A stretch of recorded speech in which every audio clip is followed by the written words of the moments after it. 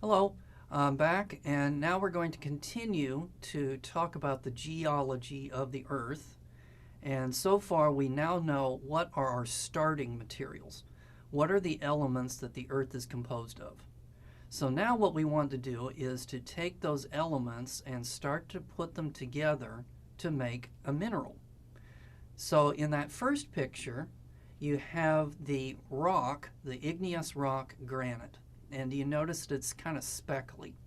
So if you were to take a hammer and hit a piece of granite, what would you get?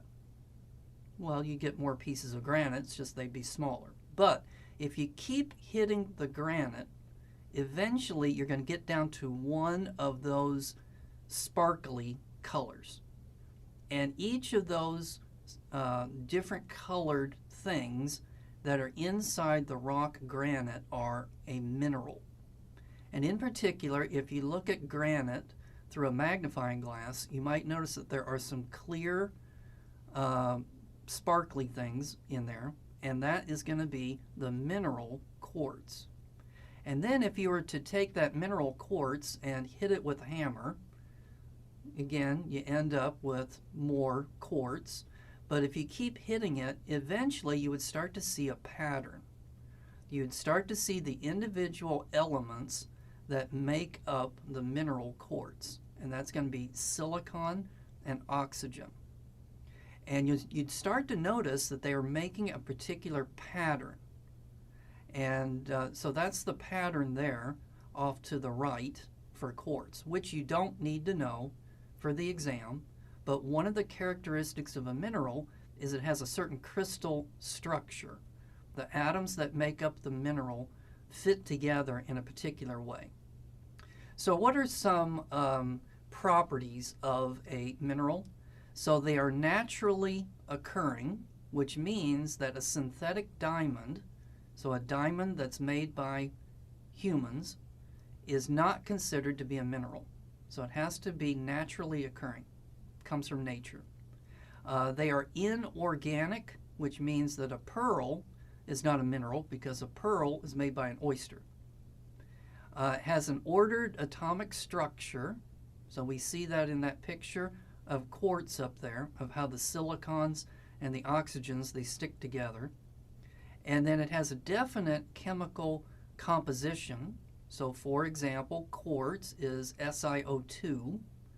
And another very important one that we're going to do is calcite, which is calcium carbonate.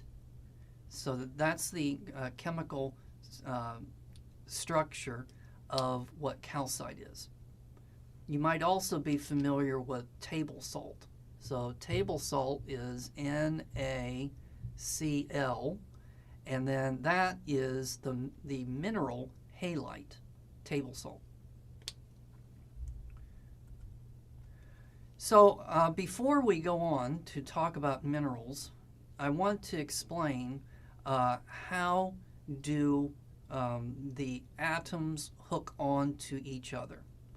So we found up here that one of the most abundant elements inside the Earth's crust is silicon.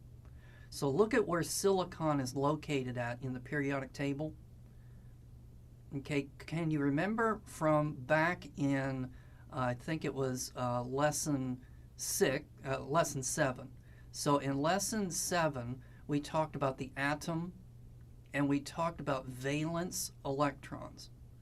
So inside of an atom, it has the outermost electrons that surrounds the nucleus, and those outermost electrons were the ones that take part in chemical reactions. Okay, do you remember what was the number of valence electrons that silicon would have?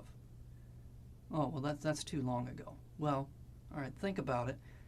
You would count the number of columns. So you got column number 1 that has hydrogen in it, and then you've got column number 2 that's got beryllium in it, and then you got column number 3 that has boron, column 4 has carbon, and then look underneath carbon and you've got silicon.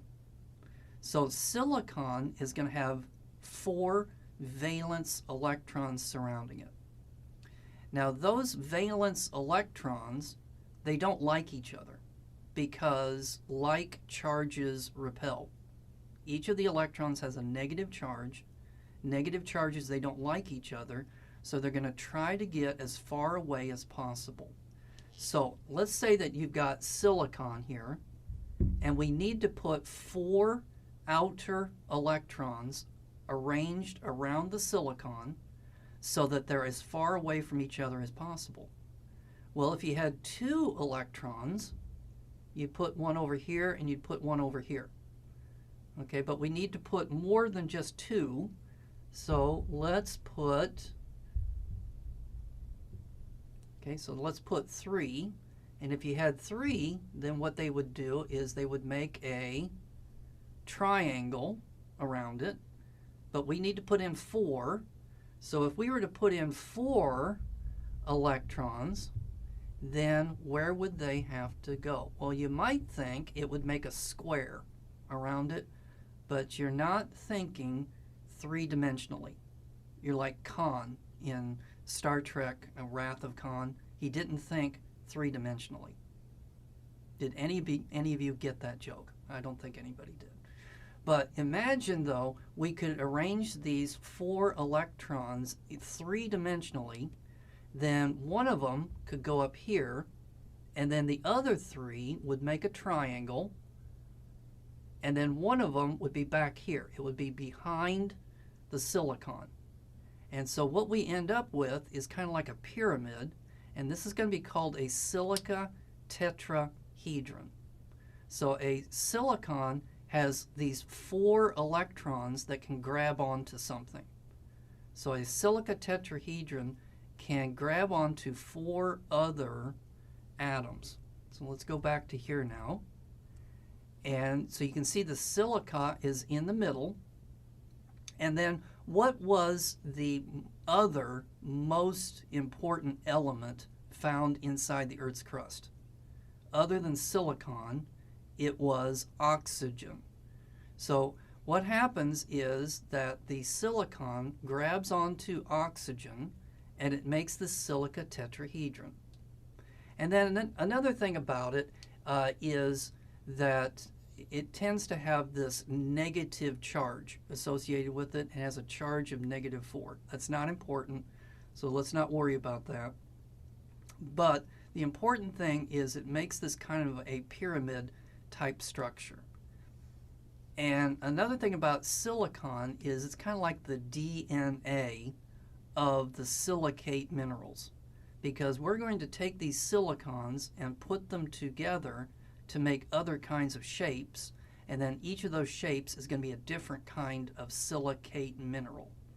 Whenever you see the word ate, that means oxygen. So silica, so silicon, and silicate means silicon and then oxygens that are surrounding it. So this is called the silicate tetrahedron. Another thing, before we go on, let's take a look at our periodic table of elements and look at where carbon is located at. Do you notice that carbon is right on top of silicon?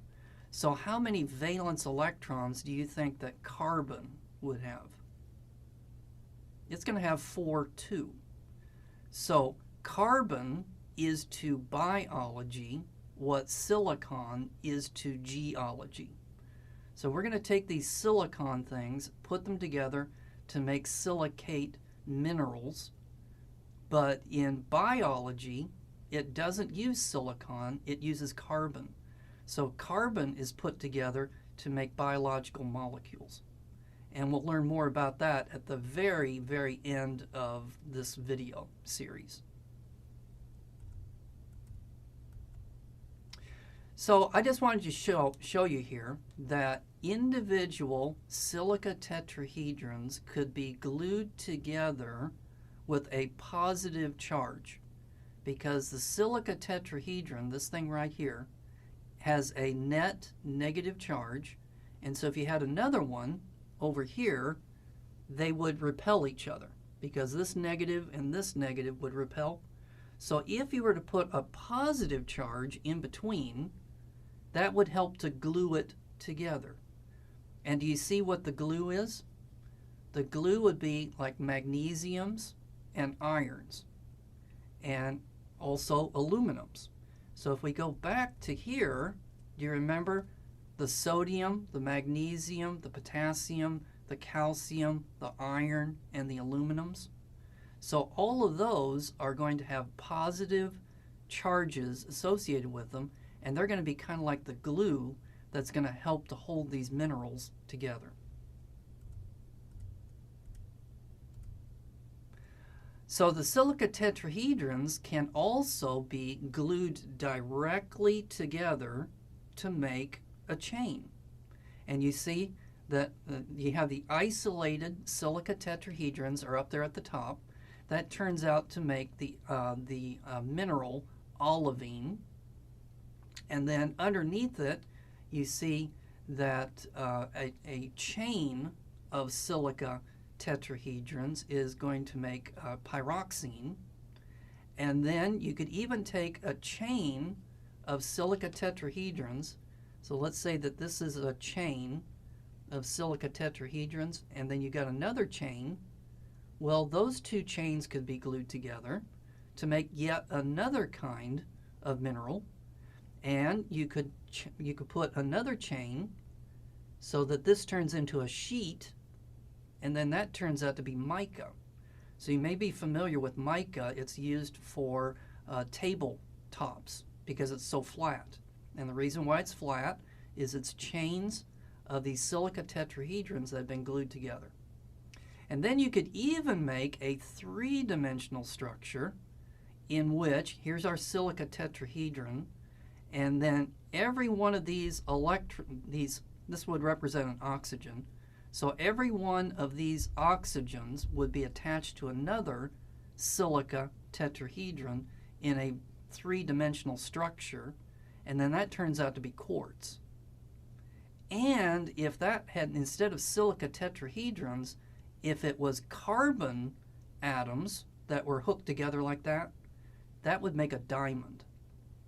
Okay, now I don't want you to be too worried about all this technical stuff.